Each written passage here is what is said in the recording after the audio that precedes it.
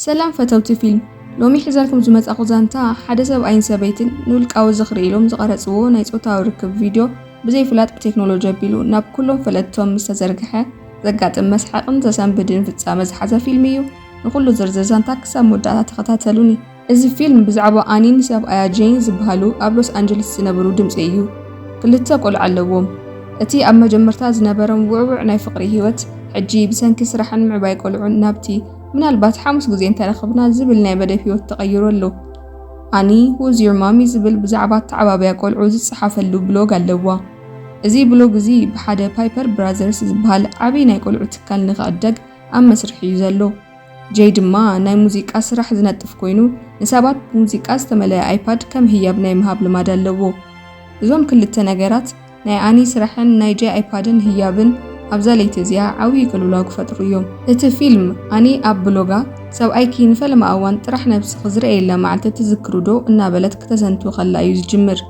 ናይ መጀመርታ ፍቅሮም መርዕኦም ተንሲ ሙላድ ቆልዑ እሞ ሕጂ ዘለዎ ህይወት በኣንጻሮት የርኢ ሕጂ ግን ጀይ ብድኻም ኣብ መነኪኑ እዩ ዝድቅስ ጾታዊ ርክብ ካብ ዝፍጽሙ እውን ነዊሕ ገይሮም ኣለው ክልቲኦም ሕማቃት ኣይኮኑን ግን ብጣዕሚ ደኺሞም እዮም ኣኒ ምስ ሃንክ ሮዘንባብ ዋና ኣካይዲ ስራሕ ናይ ፓይፐር ብራዘርስ ትራኸብ ሃንክ ብስርሓ ከም ዝተሓጎሰን ነቲ ብሎግ ክገዝኦ ድሌት ከም ዘለዎን ይነግራ በቲ ካሊእ ሸነኽ ጀይ ሓደ ፍራንከን ዝበሃል ኣፕሊኬሽን ተጠቒሙ ብሙዚቃ ዝተመልኡ ኣይፓዳት ናዕርኽቱ ቤተሰቡን መሳርሕቱን ወላውን ነቲ ፖስተኛ ህያብ ይዕድል ነይሩ ሓደ ምሸት ኣኒ ንቆልዑ ናብ ገዛ ዲኣ ብምስዳድ ንጀይ ፍሉይ ምሸት ተዳልወሉ ጽቡቕ ክዳን ለቢሳ ትጽበዮ ሻምፓኝ ሰትዩ እሞ ነታ ገዛ ንበይኖም ይረኽብዋ ሰንኪ ድኻም ብዙሕ ዓመታት ቁሩብ እንተተሸገሩካ ኣብ መወዳእታ ኣብ ክሽነ ርክቦም ይጅምሩ ኣኒ ንሓድሽ ሓሳብ ተምጽእ እሞ ሓደ ብዛዕባ ጾታዊ ርክብ ዘምህር መጽሓፍ ኣለዎም ነቲ ኣብቲ መጽሓፍ ዘሎ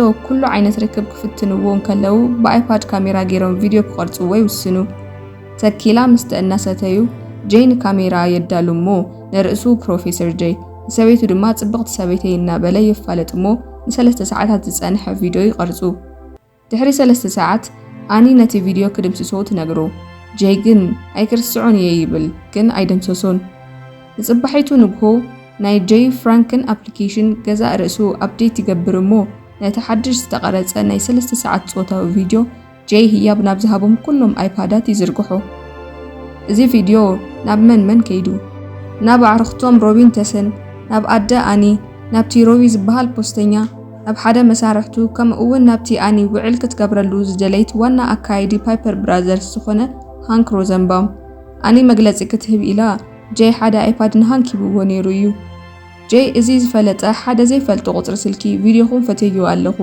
ስለዘካፈልካና የቐኒልና XOXO ዝብል መልእኽቲ ምሰደደሉ እዩ ጀይ ነዚ ንኣኒ ነግራ ኣኒ ንውሑድ ደቃይቕ ደንዚዛ ትተርፍ ቀጺላ ሕጂ ብኸመይ ከም ዝጎደካ ይፈልጥን እየ ግን ይሓስበሉ ኣለኹ ትብሎ እቲ XOXO ዝብል መልእኽቲ ካብ መሓዝኦም ተስ ዝመጸ ይመስሎም እሞ ምናልባት ሰባት ከይረእይዎ ከለው ነቶም ኣይፓዳት ክንክቦም ኣለና ዝብል መደብ ይሕንጽጹ ብመጀመርታ ናብ ኣደ ኣኒ ኸዱ ኣዲኣ ብሓጎስ ትምልሰሎም ቀጺሎም ወዶም ክላይቭ እውን ሓደ ኣይፓድ ከም ዘለዎ ይፈልጡ እሞ ካብኡ ይምዝዕቡ ድሕሪኡ ናብ ቤተሰብ ኣዕርኽቶም ሮቢን ተስን ይኸዱ እታ መዓልቲ ንሮቢን ተስን መበል 12 ዓመት በዓል መርዖም እያ ነይራ ኣኒን ጀይን ፋይል ደሊና ኢሎም ንምውሳድ ይፍትኑ ግን ኣኒ ብጌጋ ቪድዮ ከም ዝቐረጹ ተውጽኦ ሮቢን ተስን ድማ እወ ናዩና ይብልዎም ተስ ንኣኒ ኣካላትኪ ብጣዕሚ እዩ ዘደንቕ ክትብላ ከላ ሮቢ ድማ ንጀይ ኣኒ ክሳብ ክንዲዚ ተዓጻጻፊት ምዃን ኣይፈለጥኩን ነይረ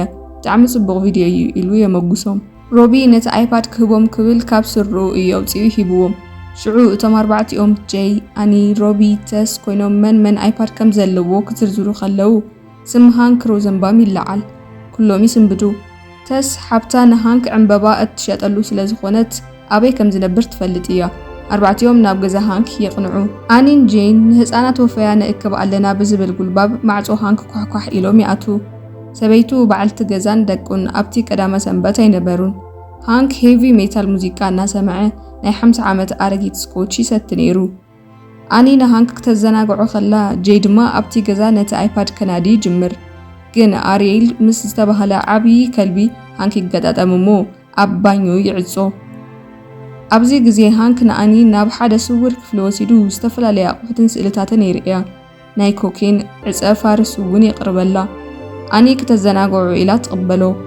ኣብ ደገ መኪና ኮይኖም ዝጽበዩ ዝነበሩ ሮቢንተስን ግዜ ምስ ወሰደሎም ከንቲባን ሰበይቱን ኢና ንትካል ግብረ ሰናይ ኣረጋወቲ ኣይፓድ ንእክብ ኣለና ብምባል ማዕጾ ይኩሕኩሑ።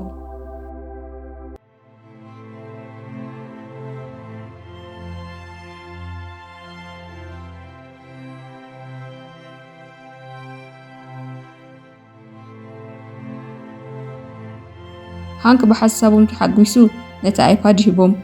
ጄይ ካብ ባኞ ብምውፃእ ናይ መንፈስ ሕማም ሒዙኒ እቲ ኸልቢ ኣድሒኑኒ ኢሉ ይሕሱ እሞ ካብቲ ገዛ ይወፁ። ካብ ገዛ ሃንክ ምስ ወፁ ኣኒን ጄይን ናይ መጀመርታ ብርቱዕ በኣሲ ይገብሩ። ኣኒ ኩሉ ግዜ ድላይካ ኢኻ ትገብር፣ ኣነ ድማ ጉድኻ ይሽፍን ትብሎ። ጄይ ድማ ነቲ ቪድዮ ብዕላማ እየ ዝዓቀብክዎ፣ ምክንያቱ ኣብ ሂወተይ ካብ ዘሕለፍክወን ዝበለፀ ጻሊቲ ሓንቲ እያ ነይራ ይብላ። እዚ ድማ ሓቂ እዩ ነይሩ። ኣብዚ ግዜ እቲ XOXO ዝብል መልእኽቲ ካብ ተስ ከም ዘይመፀ ይግንዘቡ። ጄይ ነቲ ቁፅራ ፀቢቑ ምስ ረአዮ እቲ ቪድዮ ዘካፈለሎም ሰብ ሃዋርድ ዝተባሃለ ወዲ 12 ዓመት ጎረቤቶም ዓርኪ ወዶም ክላይቭ ምዃኑ ይፈልጥ። ሃዋርድ ኣብ ቴክኖሎጂ ንፉዕ ስለ ዝኾነ ነቲ ቪድዮ ኣብ ናቱ መሳርሒ ኣውሪዱ ናብ ሓደ ናይ ፖርኖግራፊ መርበብ ሓበሬታ ጽዒንዎ ነይሩ። ሃዋርድ ፈረስ ክገዝእ ስለ ዝደለየ ጥረ ገንዘብ $25,000 ይሓቶም። ጄይን ኣኒን ቆልዑቶም ኣብ መኪና ሒዞም ናብቲ ናይ መርበብ ሓበሬታ ሰርቨር ዝርከበሉ ቦታ ይኸዱ። ማዕጾ ሴሮም ይኣትውሞ ምስ ዋና ናይቲ ትካል ላሞንት ይራኸቡ።